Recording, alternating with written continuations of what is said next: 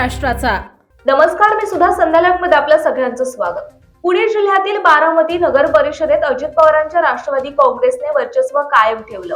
बारामतीत सर्वाधिक नगरसेवक राष्ट्रवादीचे निवडून आले आहेत, तर नगराध्यक्षही राष्ट्रवादीचा झाला. मात्र यात पवारांच्या बारामतीत बालेकिल्ल्यात बसपाचा हत्ती सुसाट धावला.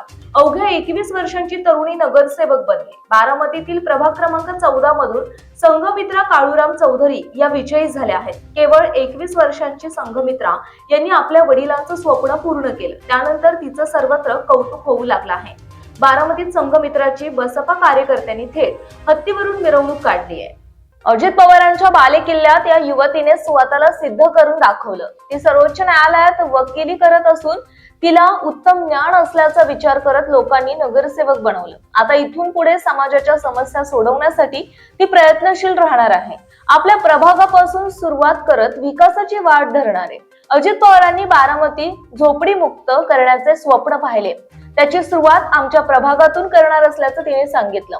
काळूराम चौधरी हे बहुजन समाज पक्षाचे राज्याचे महासचिव असून मागील अनेक वर्षांपासून राजकारणात सक्रिय आहेत.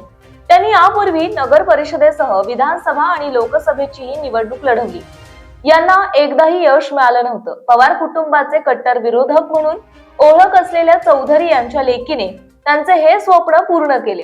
यंदा त्यांनी थेट नगराध्यक्षपदाची निवडणूक लढवली.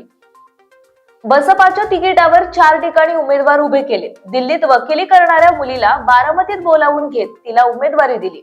उच्च शिक्षित मुलीनेही दमदार भाषणे करत प्रभाग गाजवला. थेट राष्ट्रवादीच्या उमेदवाराचा पराभव करत तिने वयाच्या 21व्या वर्षीच ती नगरसेवक झाली आहे. ताज्या आणि महत्त्वपूर्ण बातम्या पाहण्यासाठी आजच आमच्या संध्या लाईव्ह न्यूज चॅनलला YouTube वर सबस्क्राईब करा आणि बेल आयकॉन प्रेस करा.